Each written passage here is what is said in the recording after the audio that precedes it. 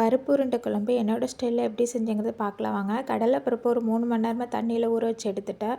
இப்போ இதை மிக்ஸி ஜாரில் கொரன்னு அரைச்சி எடுக்கணும். கடலைப்பருப்பு கூட கொஞ்சமாக இஞ்சி, காஞ்ச மிளகாய், கொஞ்சமாக உப்பு, ஜீரகம் இதை போட்டு கொரன்னு அரைச்சி எடுத்துட்டேன். கொத்தமல்லி தழை, வெங்காயம் இது குட்டி குட்டியாக கட் பண்ணி வச்சுட்டேன். இப்போ அந்த கட் பண்ணி வச்சதை இந்த மாவு கூட சேர்த்துட்டு 1 ஸ்பூன் சோம்பும் சேர்த்து நல்லா பிசைஞ்சு வச்சுட்டேன். இப்போ இது வடை மாதிரி தட்டி எண்ணெயில் பொரித்து எடுத்துகிட்டு அது 3/4 வாசி மட்டும் வெந்தால் போதும். இப்போ கொஞ்சமாக குட்டி குட்டியாகவும் போட்டு பொரித்து எடுத்துட்டேன். இதில் கருவேப்பிலையும் போட்டுக்கலாம். எனக்கு கருவேப்பிலை கிடைக்கல, அதனால் போடலை. அவ்வளோதான், எல்லாத்தையும் பொரித்து எடுத்துட்டேன்.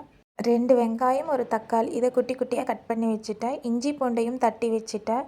ஒரு கடாயில் எண்ணெய் ஊற்றி ஜீரகம், சோம்பு, பட்டை, கிராம்பு, அன்னாசிப்பூ, பிரிஞ்சி இலை இது எல்லாத்தையும் போட்டு தாளித்து விட்டுட்டு வெங்காயம், பச்சை மிளகாய் இதையும் போட்டு நல்லா வதக்கி விட்டுட்டு இஞ்சி பூண்டு பேஸ்ட்டையும் போட்டு நல்லா வதக்கி விட்டுட்டு தக்காளியும் போட்டு நல்லா வதக்கி விட்டாச்சு.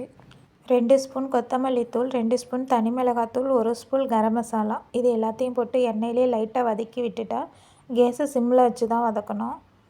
இப்போ நல்லா வதங்கிடுச்சு. கொஞ்சமாக தண்ணி ஊற்றி பச்சை வாசனை போகிற அளவுக்கு வேக விட்டுட்டேன். கொஞ்சம் மஞ்சத்தூளும் சேர்த்து வேக வச்சாச்சு.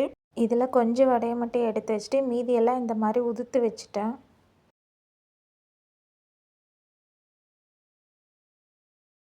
இப்போ இந்த மசாலாலாம் வந்து ரெடி ஆகிடுச்சு. இப்போ இந்த உதுத்து வச்ச எல்லாத்தையும் சேர்த்துக்கிட்டேன்.